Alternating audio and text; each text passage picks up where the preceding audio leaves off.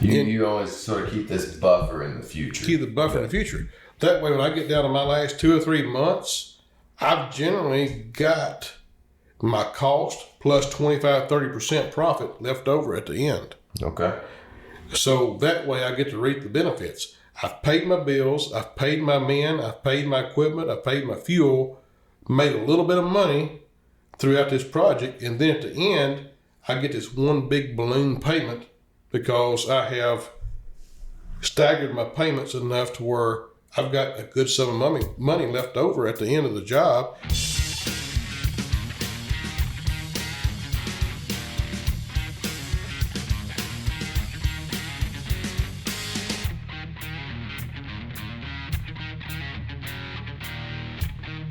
All right. Hello, America, and thank you for joining the ProfitDig Construction Show. My name's Chris Work. I'm here with my partners, Jeff Givens, Jeff Spencer. What's up? And our partner and producer, Jerry Work. There you go. I'm throwing my mic on. Oh. Hello. Hello. Thought you were about to jump into some Johnny Cash here for a second. Yeah. But no, that's okay. I hear that train. Well, listen, make sure to follow us. You can find us on YouTube and all other major social channels. Give us some feedback. Let us know what you guys want to talk about. We have all sorts of things to cover here, but certainly if there's anything specific you would like to discuss, then we certainly want to make sure we do that. Welcome, boys. Welcome. Pop the top again. That's what I'm talking about. Yeah. Sorry. No, that's great. Yeah. That's great. I think it sort of sets the tone. Yeah, I thought the intro would be a good time to Absolutely. pull a tab on it. Yeah, absolutely. Well, guys, we were having a discussion just a few moments ago, and Jeff, you had some insight on overbilling. Yes. And how you might combat that, I presume. Well, in like past experience, one thing that's always come to haunt us is you get overzealous starting a new project. You get your store materials, you mobilize, you want to bill for that, and you're like, well, it may be a little half a month, longer getting started than what we thought. Let's go ahead and bill a little bit extra and, kind of have a good pad to start with. Mm-hmm. But it's all fine and good, but what happens is throughout the project, if it's a 5, 6, 7, 8 month project, when the end there's, you've already billed for the majority of your money. So you get down to the last 2 or 3 months, and it's like, I can't bill as much as I need to because I overbilled up front. And so now here I am, I'm spending all this money paying labor and equipment and, some materials to get this job finished and put in that I'm not going to get revamped for because I billed up front. Right. Well, what difference would that be by billing too much up front versus a final billing at the end if I had properly managed my finances throughout the project? Or are you saying it's just more difficult to do that? Well, it's not more difficult. Why? Because you build that money up front, but instead of taking that extra money and dedicating it to this job, like put in an escrow account or something, you've used that to fund other projects, or you've used that to pay, past due bills. Okay. You've used that money up. So now you're primarily working for free because you've already pre-billed this and got compensated for it, and you have nothing to show for it. So one thing that I've tried to do in the past, the last several years, I try to be kind of conservative. I look at my cost for this month, materials, labor, and equipment. I bill exactly what that cost is plus 5%. Okay, so you always sort of keep this buffer in the future. Keep the buffer in the future. That way, when I get down to my last 2 or 3 months, I've generally got my cost plus 25-30% profit left over at the end. Okay.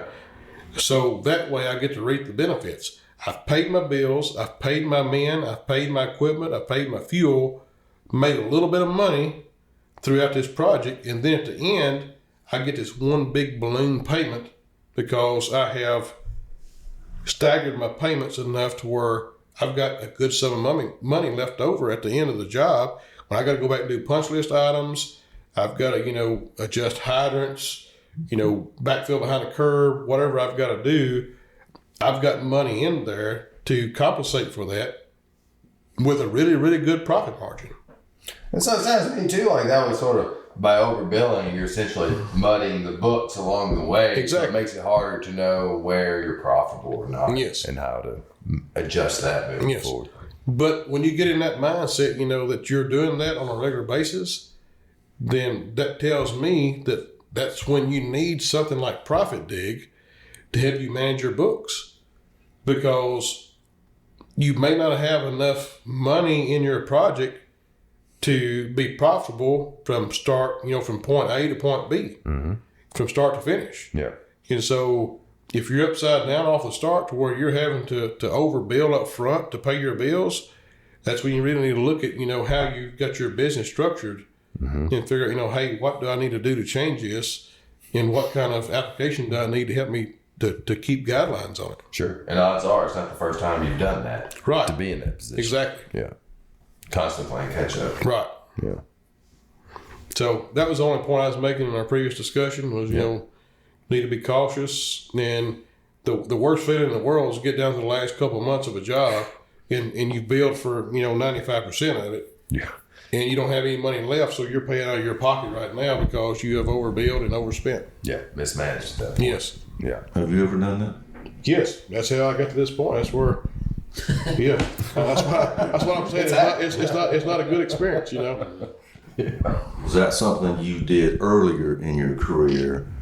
It was something I did later in my career to try to offset desperate times. Okay. You were robbing Peter to pay Paul. Exactly. Yeah. Yeah. Yeah.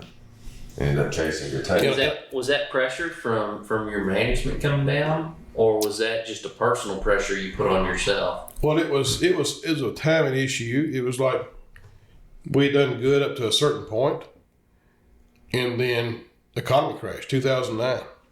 Oh yeah, bottom fell out. Yeah, bottom fell Yeah. out. And so you start grasping at straws. And so we start overbilling, trying to make things work. And then, before you know it, the guy you're working for files bankruptcy and leaves you hanging. And, you're spent $1 million+ of your money, trying to fund his projects that he's not paying for. Mm-hmm. So you overbill, try to compensate. And when he doesn't have the money to pay, it don't matter how much you overbill. If you're not getting the money, it don't do any good. Yeah. Which that ties into the idea of making sure that you're not so dependent on a single Yes. source of income. As my dad said, that's where we messed up, was putting all of our eggs in one basket. Yeah. Yeah. Now, did your bond help you protect against that? This was private work, so they had to be bonded. Is there ever an opportunity where for private work you can bond it? Even Well, there is, but it's mostly on the GC or the owner. He may request a bond to make sure he's secured, but most time you as a contractor or subcontractor, you want to stay out of bonding as much as possible because it's extra cost. it is, but it's all similar to insurance, right? I mean, Right.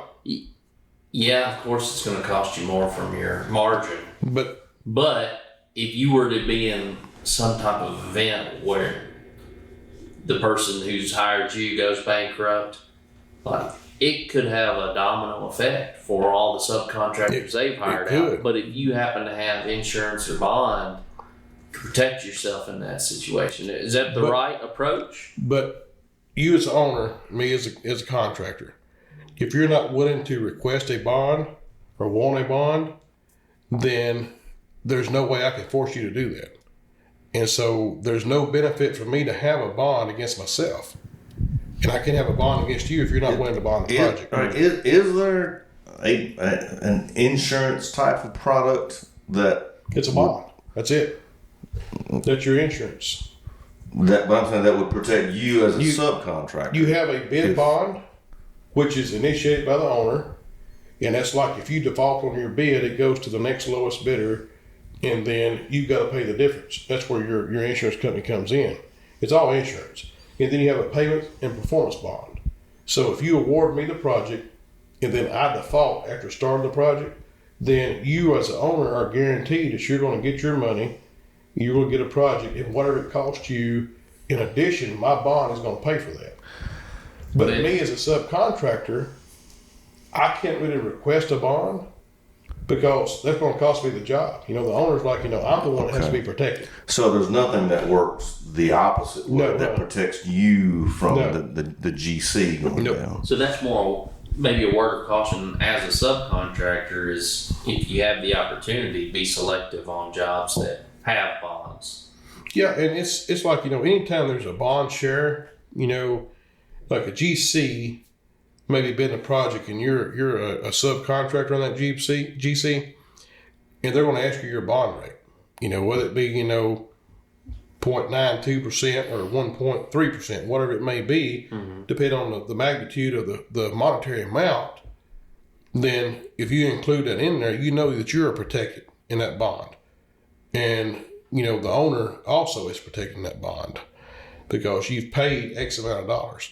But what it boils down to is like you as a GC, you as a sub, if you don't perform, that bond that you've paid only protects the owner, saying that, hey, I can get someone else to come in, finish your work, and whatever it costs me extra, your bonding company's going to pay for it.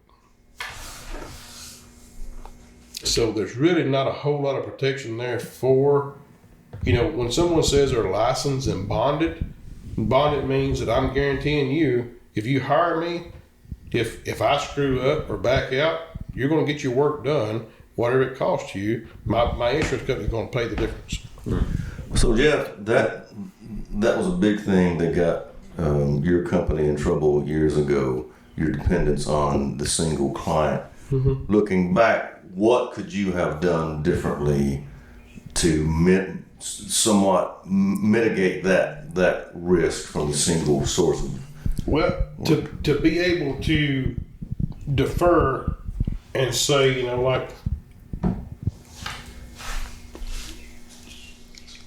I'm going to bid work to you, but I've also got to focus on other clients. I've got to bid work to them as well. We did not do that. This one particular guy was giving us so much work, and it's like every time we gave him a bid, he'd call us like, I want you to do this. I want you to do this. And we got to where, we had actually added more crews. We were subbing out more work. And we got to the point to where, we did not have enough people, even with our subs, to do the work we had. We were doubling in size every year. Done that for 8 years straight. Well, about 6 years straight. And it's not like the GC you were working with said, I'm going to go file bankruptcy. That wasn't his plan either. No, I'm sure it wasn't.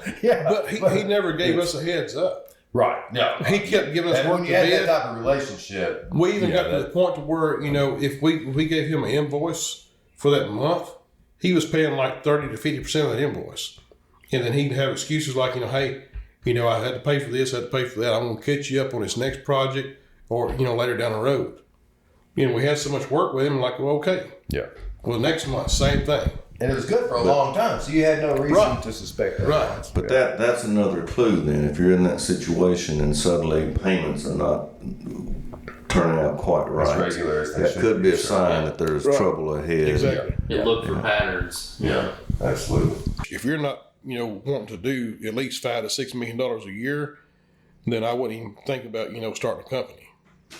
Because if you're going to be any kind of company at all, you're going to have to maintain a $5 to $6 million backlog year in and year out, just to be considered to be a small business. And just to cover your overhead and everything, I guess. Well, $5 to $6 million sounds like, a lot of money. But it's not once everything's paid, no. Yeah. When you have, fuel, equipment, materials, because even though you're doing this project, you still got to fund the materials until you get paid for them. So, $5 to $6 million a year, if you're at 15% profit, you're looking at $750,000 a year gross profit. So $5 to $6 million a year is not, setting the world on fire. because you're $1 million or less profit a year. Roughly $750,000. Yeah. If you can't sustain a business with a $700,000+ a year income, then you don't need to think about doing it. Right. Because there's no point in it. I mean, yeah, you've paid your salary, you paid your guy's salary, but you got to build your company. And $750,000 on a multi-million-dollar business is not a whole lot of money per year to put back into that business. Right. So, as you're getting started with your new company, you set your goal on what kind of budget you want to operate around. You want to be a $2 million company, $3 million company a year, $5 million company a year. At that point, you're saying to calculate your costs, you need to have half of that Well, close to it, yeah. before you start receiving. Yeah, you need to have at least 30% of your money liquid to where you have to operate off of. 30%. Mm-hmm. Now, how much of that is credit? Like, especially starting out, how much credit? Well, not a lot starting out. That's not a lot. Because you got to work to build that Right, you credit. got to work to build that credit. So, I mean, realistically, you'd be lucky to get $150,000 credit. More than likely. You don't need some equity. If you're leaving a job making less than $100,000 a year to start your own business, Collateral. yeah, you got to have some kind of collateral. And who wants to put all their personal affairs up on the chopping block if it doesn't work out? Yeah. Yeah.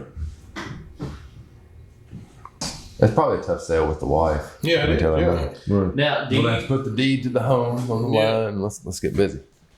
is there a point where eventually, like, let's say you're content with being a smaller company and you want to remain at this $6 million range for an extended period of time? This is the size crew you want to run, it's the type of jobs you like to bid on and work through. At some point, your credit's going to get better. And at some point, if you're making this profit, eventually the goal would be to become totally debt-free and non-reliant upon any other sources. You own your own equipment, your crews are happy, and obviously your crew expenses are going to increase over time as well because you want to pay your guys well and you want to give them raises. But you can't keep them if you don't. Yeah. Can't keep them. Yeah. But at what point can you make that decision safely to say, like, okay, maybe we go up to $10 million over the next 5 years or 2 years? You set a plan in place. How would someone go about making that strategy? Does it just happen? Well, no. I mean, I would want to focus on being 20% or less debt to income ratio. At that point, I wouldn't be scared to go, 50, 60% debt to income ratio. And then ride that out for, 2 or 3 years, get back to where you're 20% or less debt to income ratio. And then if you want to grow more or continue on at that pace until you're debt free. Mm-hmm. And then at that point, you can start to bank your own money and grow off your own money. And that's the ultimate goal. You can invest. You can invest your own back into your company. And that's where I would try to entice people, to get to. That would be the end game, is get to the point to where you're not dependent on investors, you're not dependent on banks. Up front, yes, to a certain point, but then as you make money, get your debt paid down, start a savings or escrow account, work out that escrow account. When you need money, you got your money set aside an escrow account, drawing interest. Mm-hmm. As you need money, draw the escrow account.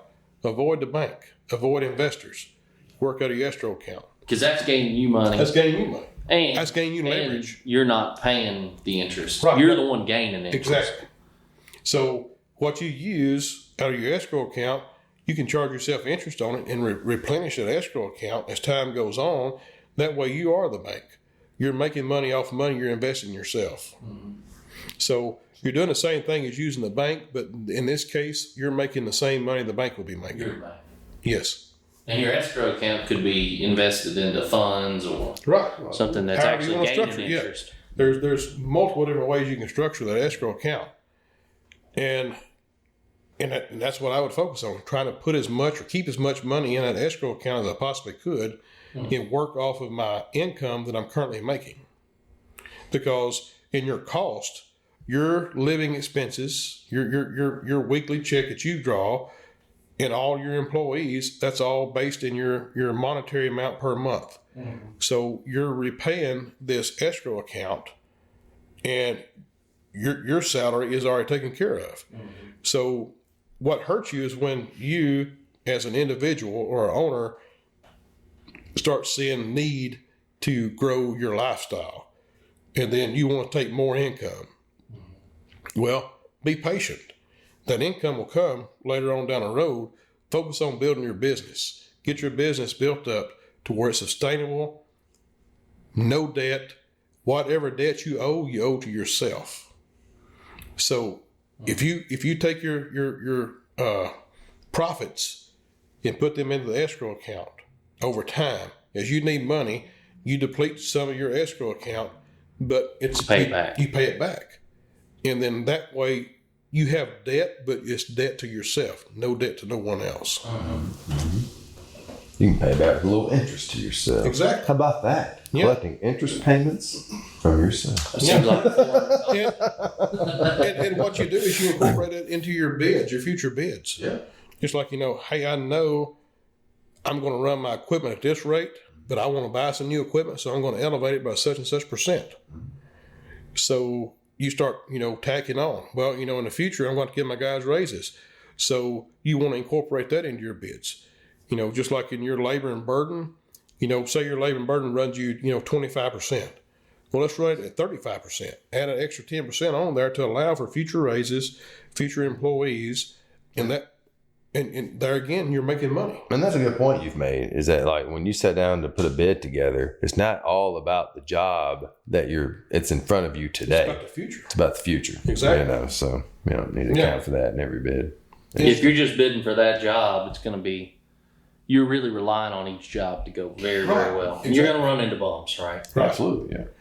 In today's market here in our area, now's the perfect time to focus on that. Focus on growth. Growth, because everyone else is. Yes, exactly. When everything is growing around you, it's safe to focus on your growth as well. Yeah.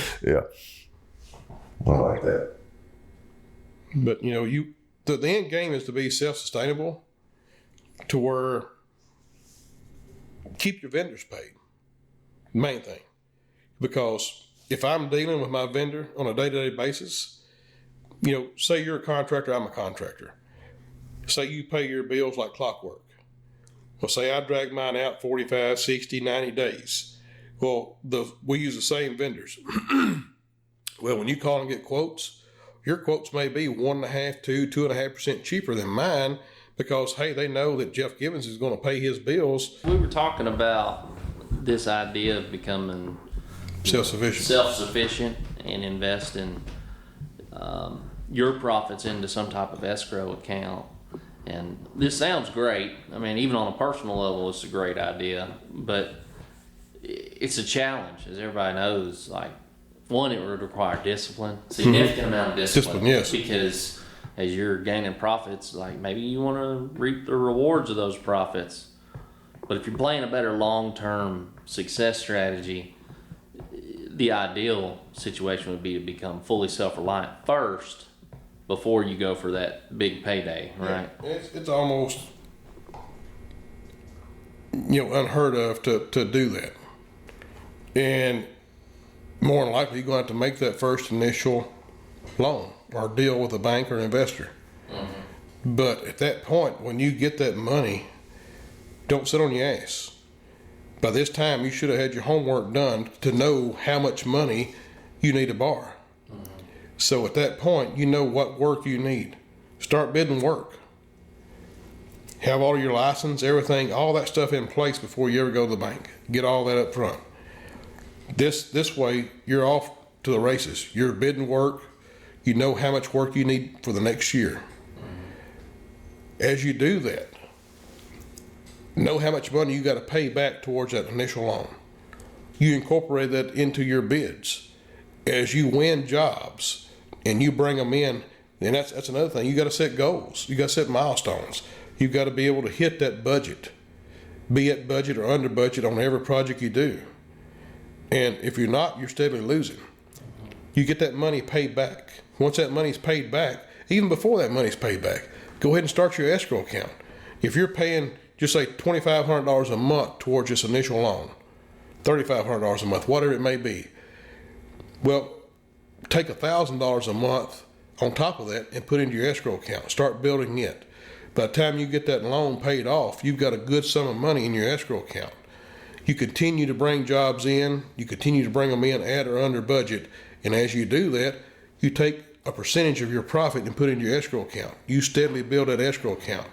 When you need money, at that point, you go to your escrow account, same way you done with a bank or investor, whoever you made a deal with, and then as you bid your projects, you make sure you pay that back with interest. That way you are making interest off of money you've loaned yourself. And so it's a slow process starting off. It's kind of like a snowball effect, Dave Ramsey talks about. As you pay it off, whatever money you're paying, you take that same amount of money because it's already in your budget. You've got that money budgeted. You're doing work, you're making money, you're still making these payments. Well, take that money, put in your escrow account. Build you a line of credit that is between you and yourself. That way you've got a working line to work off all the time, and as you use that money, you pay it back to yourself with interest. That way you're always making money off your own money. And each job will stand for itself. Be your own bank. Be your own bank. Yeah, that sounds great. Well, right. I mean, that's something you can just decide to do one day, but over time, become your own bank. That's a concept that a lot of successful people are doing these days. There are these specific strategies. I don't really understand it. It actually involves around life insurance, whole life insurance, where you fund that and then you can borrow against that, and basically, term. I don't. But yeah, that is a legitimate concept that is a really good idea. So that's something that people should research. I've always just paid my term life premium, and I've had to renew my term life insurance. I'm getting older, fellas. Yeah. I finally got my first renewal. Yeah. Yeah. And it only went up a few dollars, but it made me feel older that my term life policy had. Well, you look great. Thanks, man. I appreciate that. Yeah. But so Jeff Spencer, how many companies do you think can achieve this? Can all companies achieve this if they're disciplined? Yes. How Yeah. many actually attempt it? You think? Well, I'm going to say probably 75% of them don't even know how to structure it. It's like all they know is they need money to start. And I'm going to say probably 70 to 80% of them don't know how much money they need. And that's what you've got to boil it down to. Is you got to figure out, and like I said before, if you're not going to do $4 to $5 million a year starting out, then you probably don't even to think about going in business for yourself, because the cost of equipment, cost of materials, cost of the labor, and $4 to $5 million a year, it sounds like a lot of money, but like we was talking about, if you've got like 15% markup, as far as profit, you're going to have overhead costs. So you're looking at say 10% overhead, 15% profit, 25% total markup. So you got your 15% profit. That's what you got to work off of, because your overhead is going to cost you regardless. So you got your 15% you're working off of. So your 15% of $5 million, what is that? $700,000 a year? Gross income. Yeah.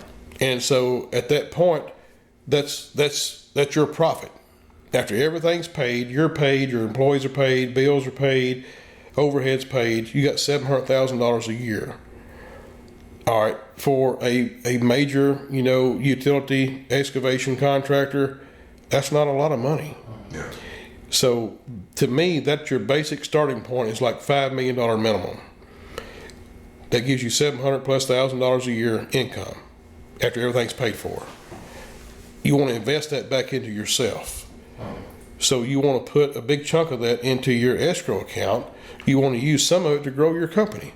So this year, you done $5 million. Next year, let's shoot for $7 million.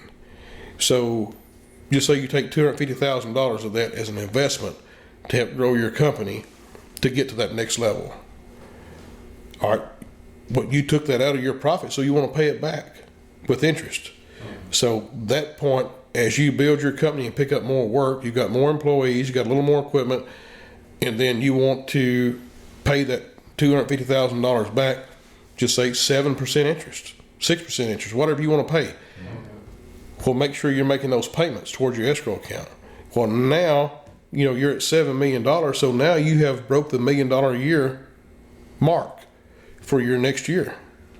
So, well, let's grow it again. Let's go at another $2 million. So now we're at $9 million. Same thing. Whatever money you need, you've got it set over here in escrow. Let's take this amount of money and let's make it. And that's another thing people do. It's like whenever they get to the end of the year and they've got this bulk amount of money, they want to take a bonus. Well, you've made a good living. You've paid yourself, just say $1,500, $2,000 a week, for your family to live on. All right, live off that. Don't depend on these bonuses. Let your company build itself. The bonuses will come once you get to a sustainable company goal to where that's where you want to be and you want to stay in that area within 10, 20%. And then if you want to grow, you've got the money to grow without having to reach out to a bank or an investor. So yes, you up front 5, 6, 7 years. Yeah, you got to be really disciplined. But after that, you got something to be proud of. I built this company with an initial $500,000 investment, and I've paid that investment back, and I've invested in myself, and I've got X amount of dollars sitting in an escrow account over here that I can still build off of. And at some point, you probably think about an exit plan. So exactly right. At that point, the escrow account. If you decide to exit, that's your money. It's slash retirement fund. Yeah, it's right. there. You're building it. Yeah, that's not owed to anyone. There may be a penalty for pulling it out, but whatever it may be, is going to be minute compared to what the end goal is. Exactly.